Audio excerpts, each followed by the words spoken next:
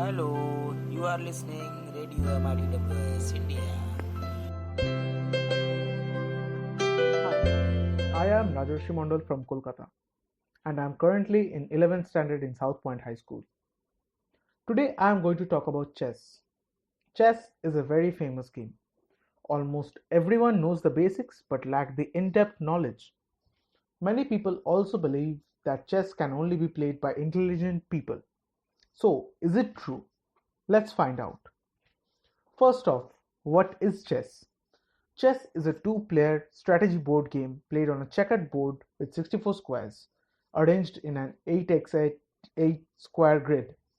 Each player begins with 16 pieces: one king, one queen, two rooks, two knights, two bishops, and 8 pawns. Each piece type moves differently, with the most powerful being the queen and the least powerful the pawn. The objective is to checkmate the opponent's king by placing it under inescapable threat of capture. To this end, a player's pieces are used to attack and capture opponent pieces while supporting one another. During the game, play typically involves exchanging pieces for the opponent's similar pieces, and finding and engineering opportunities to trade advantageously or to get a better position. In addition to checkmate, a player wins the game if opponent resigns, or in a timed game runs out of time.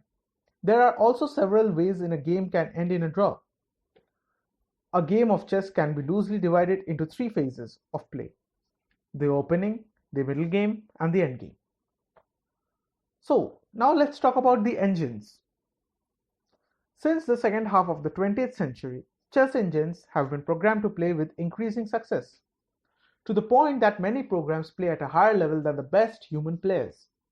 Since the 1990s, computer analysis has contributed significantly to chess theory, particularly in the endgame. The IBM computer Deep Blue was the first machine to overcome a reigning world chess champion in a match when it defeated Garry Kasparov in 1997. The rise of strong chess engines runnable on the handheld devices has also led to the increasing concern about cheating during tournaments. Now let's talk about the origins of chess. Chess is believed to have originated in northwest India, in the Gupta Empire, where its early form in the 6th century was known as Chaturanga, literally which means 4 divisions: infantry, cavalry, elephants, and chariotry, represented by the pieces that would evolve into the modern pawn, knight, bishop, rook, respectively.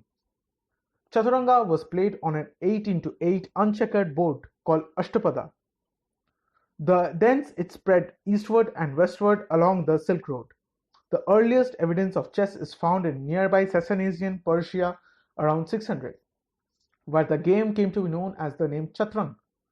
Chatrang was taken up by the Muslim world after the Islamic conquest of Persia, where it then was named Shatranj. With the pieces largely retaining their Persian names, in the East Europe it was replaced by versions of the Persian Shah, king, which was familiar as an exclamation and became the English words check and chess. The word checkmate is derived from the Persian shamat, which means the king is helpless. Around 1200, the rules of Shatranj started to be modified in the southern Europe, and around 1475, several major changes made the game essentially as it is known today. These modern rules for the basic moves had been adopted in Italy and Spain. Pawns gained the option of advancing 2 squares on their first move, while bishops and queens acquired the modern abilities. The queen replayed the earlier Wazir chess piece towards the end of the 10th century, and by the 15th century had become the most powerful piece. Consequently, modern chess was referred to as the Queen's chess or Mad Queen chess. Castling, derived from the king's leap, usually in combination with a pawn or rook move to bring the king to safety, was introduced. The new rules quickly spread throughout Western Europe. Writings about the theory of how to play chess began to appear in the 15th century. The Repetition de Amore y Arte de Ajedrez, Repetition of Love and the Art of Playing Chess, by Spanish churchman Luis Ramirez de Lucena, was published in Salamanca in 1497. Lucena and later masters like Portuguese Pedro Damiano, Italians Giovanni Leonardo di Bona, Giulio Cesare Polerio, and Gioacchino Greco, and Spanish Bishop Ruy Lopez de Segura, developed elements of opening and started to analyze simple endgames. The years from 1700 to 1873 is considered as the Romantic era in chess. The first modern chess tournament was organized by Howard Staunton, a leading chess player, and was held in London 1851. It was won by German Adolf Anderssen, who was hailed as the leading chess master. His brilliant, energetic attacking style was typical for the time. Sparkling games like Anderson's Immortal Game and Evergreen Game or Morphy's Opera Game were regarded as the highest possible summit of the chess art. The Romantic era was characterized by opening gambits, sacrificing pawns or even pieces, daring attacks and brazen sacrifices. Many elaborate and beautiful but unsound move sequences called combinations were played by the masters of the time. The game was played more for art than theory. A profound belief that chess merit resided in the player's genius rather than the inherent in the position on the board pervaded chess practice. Deeper insight into nature of chess came with the American Paul Morphy, an extraordinary chess prodigy. Morphy won against all important competitors except Staunton, who refused to play, including Anderson. During his short chess career between 1857 and 1863, Morphy's success stemmed from a combination of brilliant attacks and sound strategy. He intuitively knew how to prepare attacks. Now let's talk about titles and ratings. The best players can be awarded specific lifetime titles by the World Chess Organization, FIDE, that is FIDE. Grandmaster title. It is shortened as GM, sometimes also called International Grandmaster or IGM, is awarded to a world-class chess masters. Apart from World Champion, Grandmaster is the highest title a chess player can attain. Before FIDE will confer the title on a player, the player must have an ELO chess rating of at least 2500 at one time and 3 favorable results, called norms, in tournaments involving other grandmasters, including some from countries other than the applicants. There are other milestones a player can achieve to attain the title, such as winning the World Junior Championship. International Master, shortened as IM. The conditions are similar to GM but less demanding. The minimum rating for the IM title is 2400. There are also FIDE Masters and Candidate Masters. All the titles are open to men and women. Separate women-only titles such as Women Grandmasters, WGM, are available.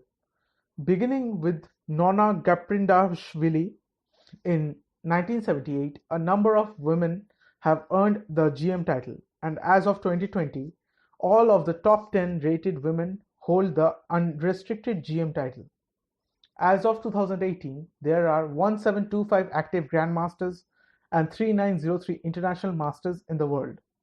The top 3 countries with the largest number of Grandmasters are Russia, the United States, and Germany, with 251, 98, and 96 respectively. FIDE also awards titles for arbiters and trainers.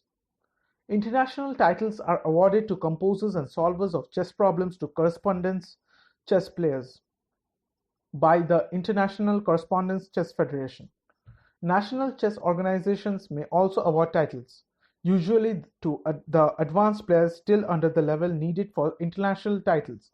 An example is the chess expert title used in the United States.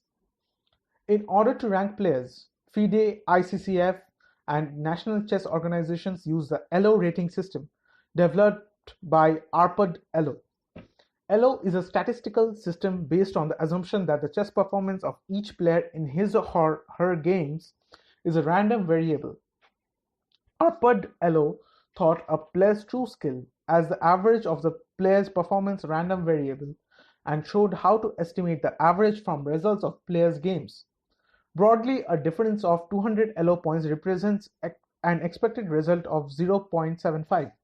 That is, a player rated 2200 who played 10 games with a player rated 2000 would be expected to score on average 7.5 out of 10.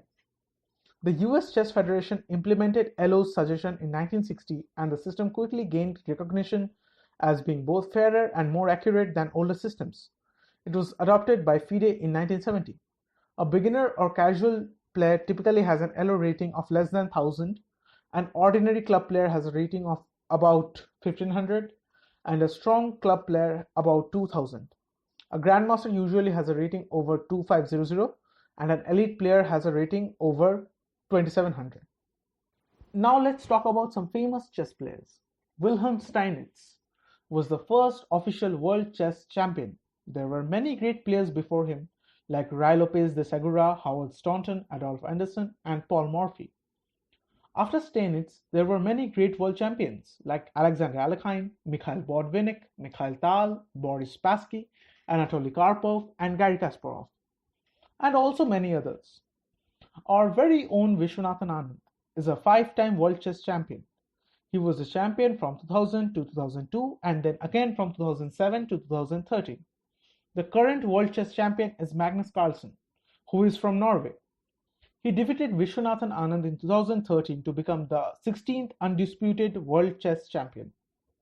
There are also a few mind-blowing chess records that are really hard to break. First, the longest winning streak. World champion Bobby Fischer holds the record by winning almost 20 games. Second, we have the longest undefeated streak. Magnus Carlsen holds this record. He was undefeated for 125 games and it spans over 2 years. Next, we have the record of the longest reigning world chess champion. Emanuel Lasker, the world champion right after Wilhelm Steinitz, that is, the second world champion, still remains the longest reigning world chess champion. He was champion for 27 long years, from 1894 to 1921. He was defeated by Jose Raul Capablanca. Then we have the highest Elo rating ever recorded. Again, it's Magnus Carlsen with a rating of 2882. And at last we have the youngest person to become a grandmaster. Sergei Karjakin earned the grandmaster title when he was only 12 years and 7 months old. Now let's think about why chess. That is, what is the importance of chess? Chess brings people together like any other games. Chess has brought people together from different cultures, ages, and backgrounds over a common bond and passion for the game. It teaches how to win and how to accept defeat. After winning, not getting too excited and keeping calm is very necessary for the next matches. After losing, accepting fate and looking forward to the future matches is also very important. No matter what happens, you can't lose your nerve. Chess makes you wonder about Newton's third law. Every action has an equal and opposite reaction. That is, it helps people to realize the consequences of their actions. Thinking your moves through and trying to play the best move that you can is rewarding, while playing too quickly and rushing your decisions can have negative repercussions. Chess helps you to focus. As Bobby Fischer said, chess demands total concentration. A chess player can make moves like a grandmaster for 20 moves and then get distracted on move 21 and make an elementary blunder that loses the game. This intense focus is useful in everyday life and when confronted with school assignments, daily tasks, and deadlines. Chess helps to develop creativity. The wonderful part of chess is that there is room for everyone's styles and personalities. It can boost your self-confidence massively. You put in the time studying, you put in the time competing in tournaments, you spend the time analyzing your losses and finding your weaknesses. With all this work, a sense of confidence is developed. It helps develop problem-solving skills, which can be many times implemented in the life out of the 64 squares. Chess exercises both sides of the brain, reducing the chances of developing dementia, AD, and other debilitating mental illnesses. Finally, chess helps you to learn how to be calm under pressure. You have to be intensely focused while at the same time remaining calm so that your brain can work to its maximum. We are all faced with deadlines, presentations, interviews, and tests throughout our life, just as in a chess game. We have to remain confident and calm to perform our best. Now, let's go back to the question. Rather the myth. that chess can only be played by intelligent people. It is true and at the same time false. The fact is that after learning and having enough experience in chess, people inevitably become intelligent.